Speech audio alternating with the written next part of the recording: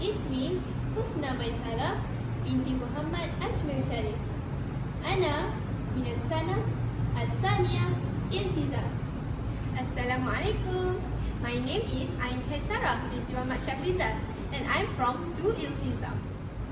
Let's learn English and Arabic Part 1. أهلا وسهلا ومرحبا بكم. Welcome. ما اسمك؟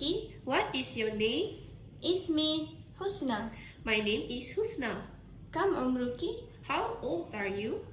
عمري 13 عاما. I am 13 years old. أين تسكنين؟ Where do you live?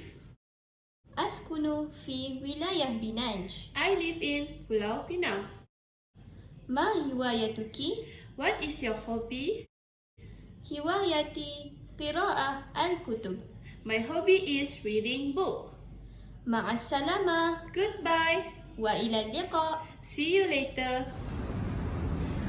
We'll see you next time.